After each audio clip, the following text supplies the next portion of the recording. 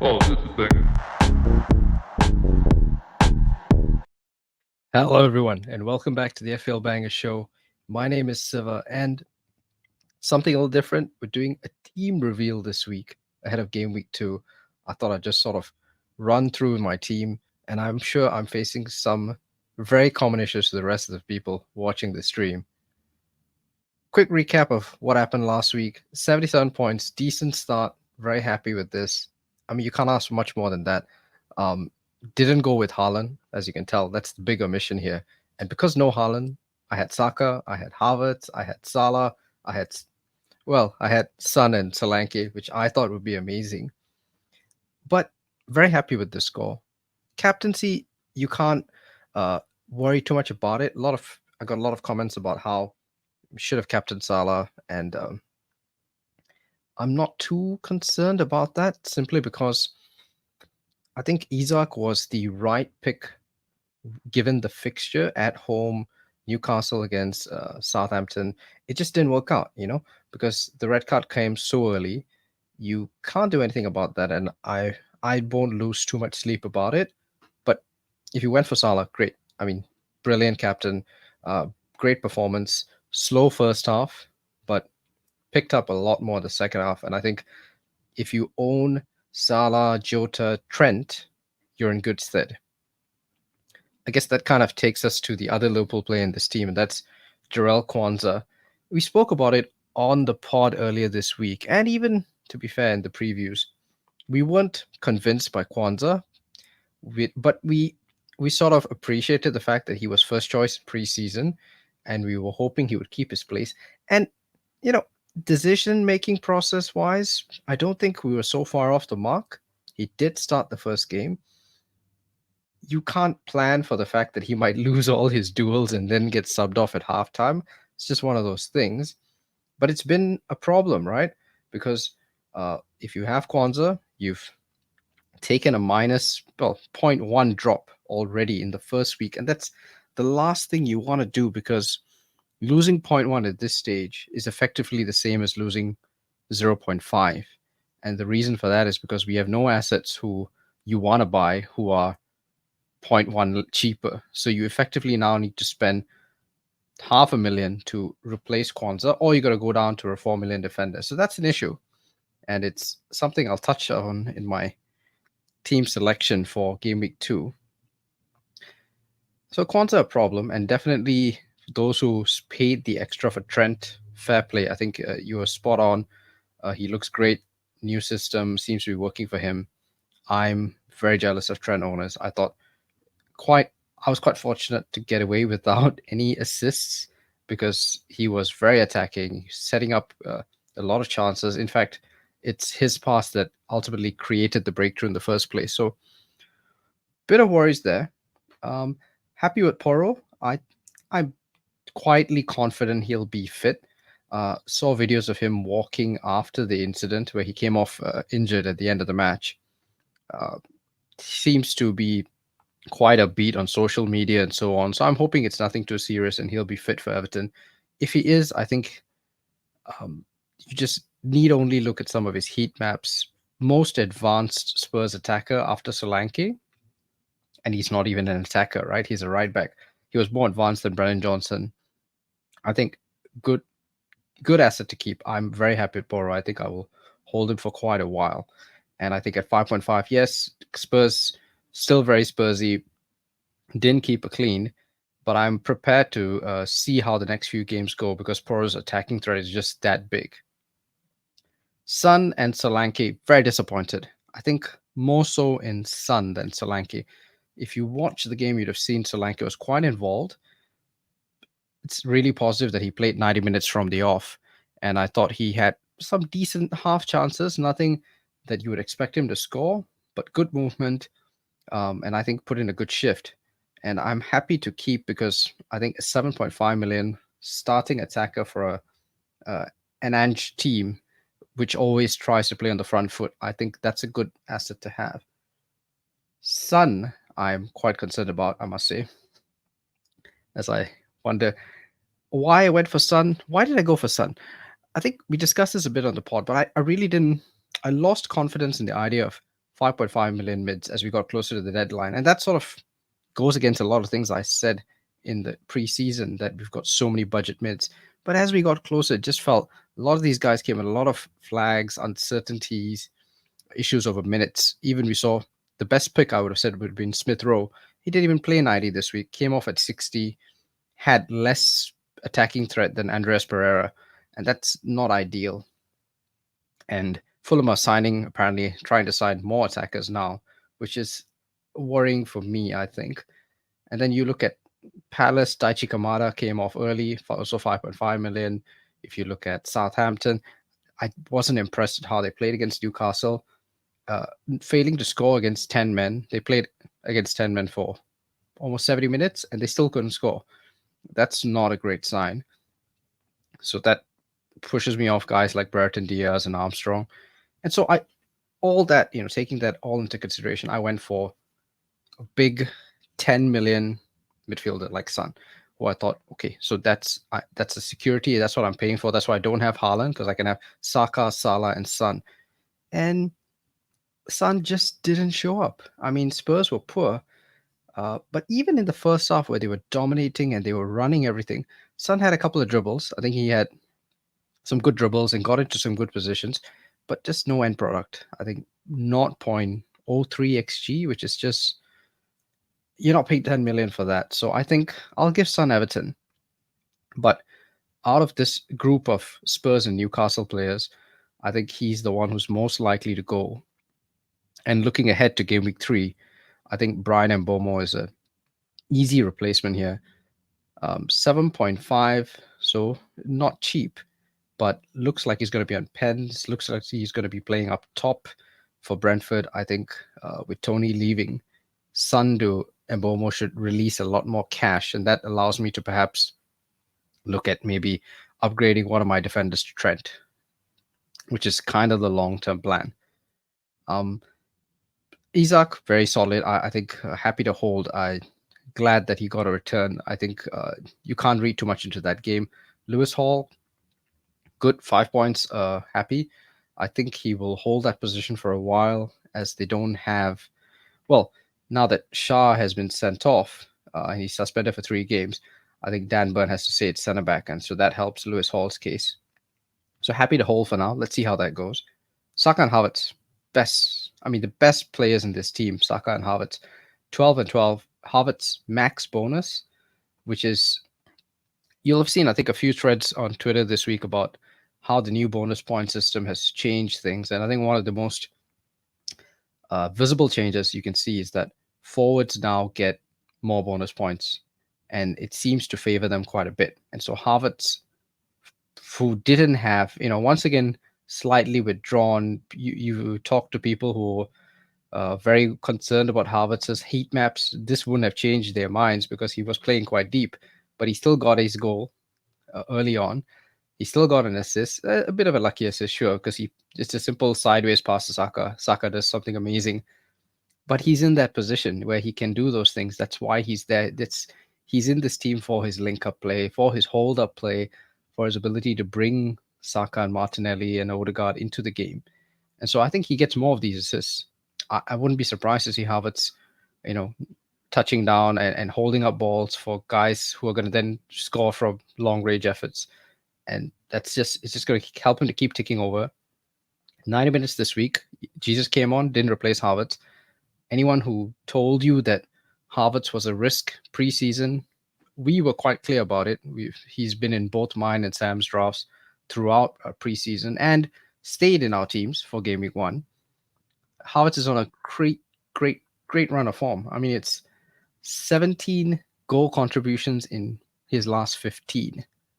8 million, man. I mean, you cannot ask for something better than that. I would say at this point he's almost a better asset than Saka, but they're both great assets to have, and I think you hold them as long as they're season keepers basically. Regardless of fixture, I think they'll keep returning. They might have the occasional blank here and there, but they will just be consistent assets. So you want to keep Saka, great, what a goal. I mean, something out of nothing, but just a bit of a shift. He's basically become Iron Robin now, where he just, what he's going to do. He's going to cut in, he's going to shoot, but you can't stop it. I mean, That's amazing.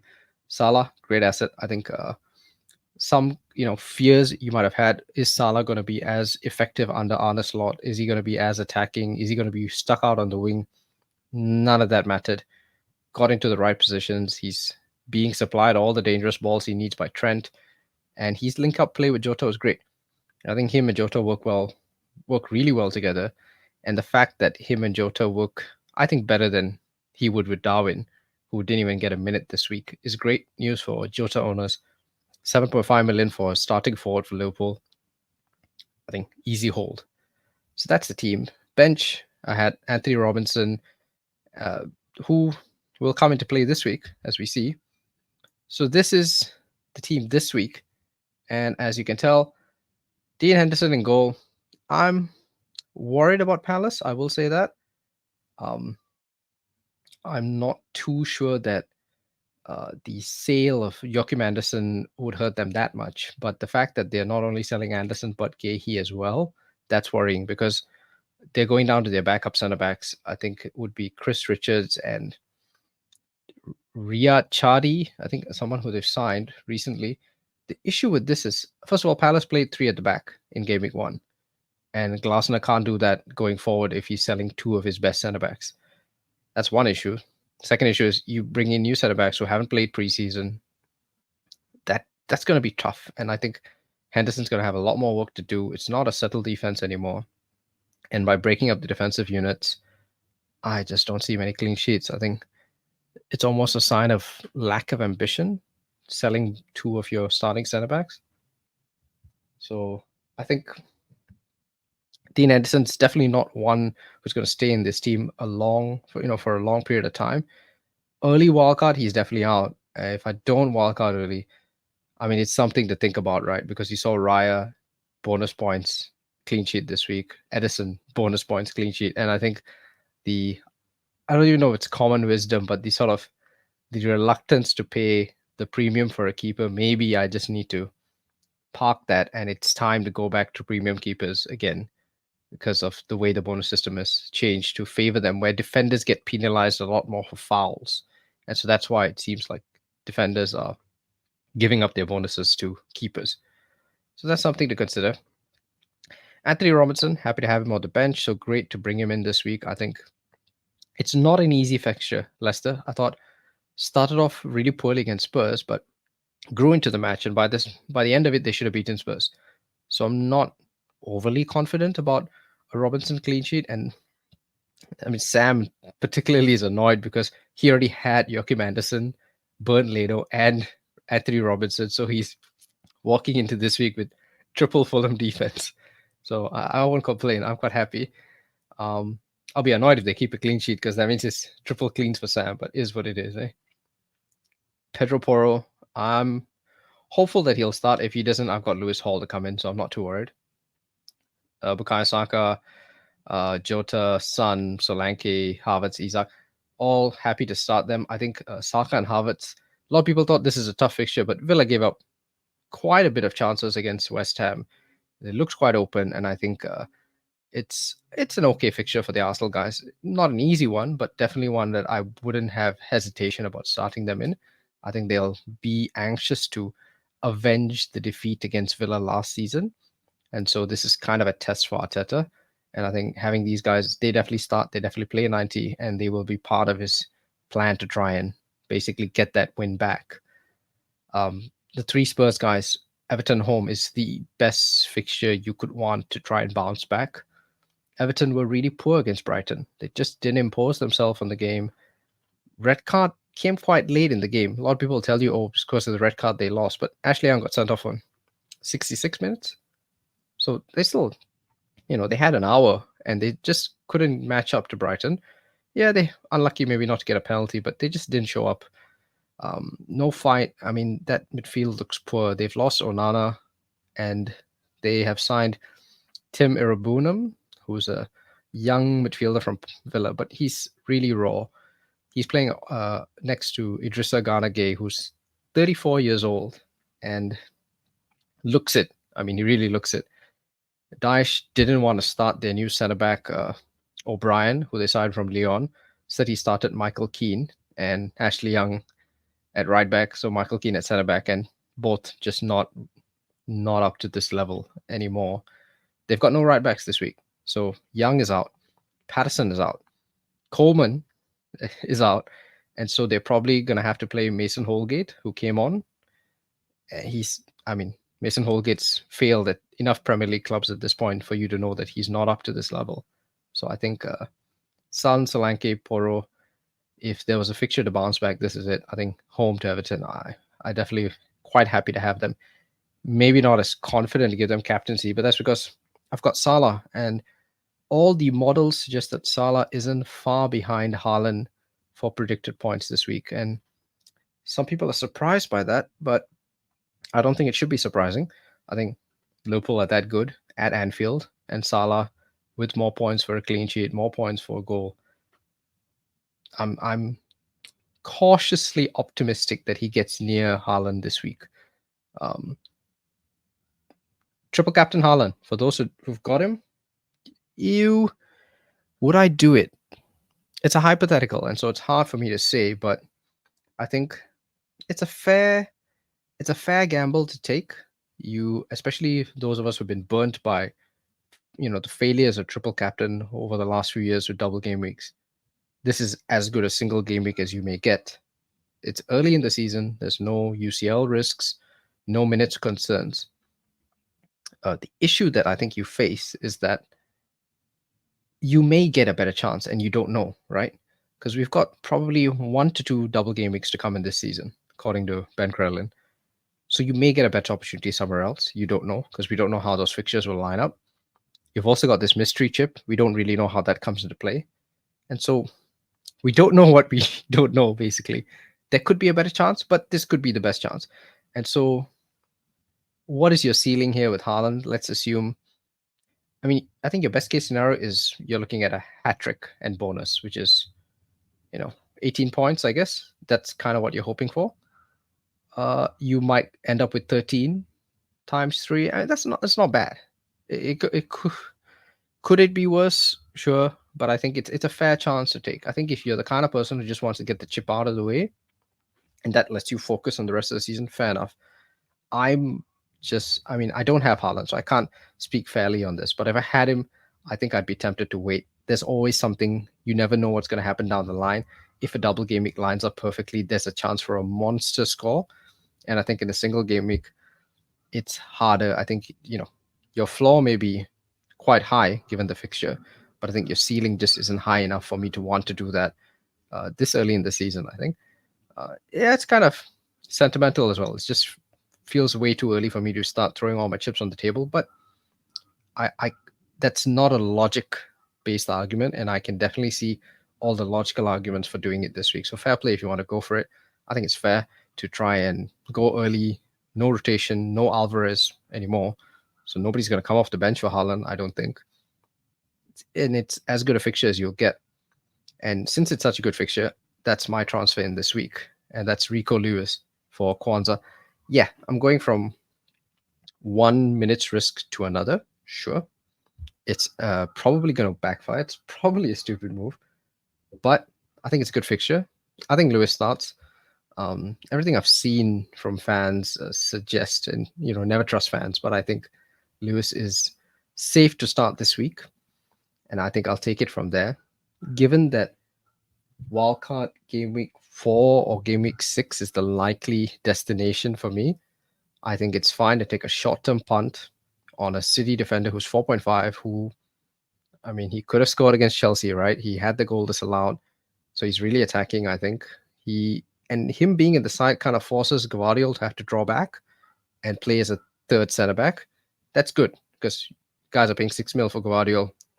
You can pay 4.5 for Lewis, and you may get much more from him. And yeah, you could end up in a situation where he ends up being rotated or he ends up losing his place. But I think people forget how it started with Foden. For the longest time, Foden was not nailed, rotation risk, still not trusted to lead the line, to become a permanent starter. But then as things progressed, something flicks, something changes, and then Foden becomes first choice. Lewis has been around this team long enough. We've been here before where he's had great performances, and then you've never see him again for another 6 months. My feeling is, we're getting to that stage where he's got to break through. And I think if you're going to take a risk, start of the season when you've got transfers, wildcards, escape routes, is a fair time to take that risk. And I've got guys on the bench. I've got Hall, who can come in. So I'm not, famous last words, but I'm not too concerned now. And if Lewis, even if City concede, and let's say City draw, I actually don't care because I just want Haaland to blank, right? That's why I've got the jersey, right? I'm with Ed Sheeran this week, right? Okay, I'm all in on Ipswich. If they can keep City down to 2 goals, I'll be thrilled. Lewis keeps a clean sheet, even better. And if they don't, I'm not too concerned. 4.5 million City defender, who at least I hold until the international break and then reassess. So that's the team. And we'll see how it goes. Good luck to you. Green arrows and all that. And we'll catch you on the next one.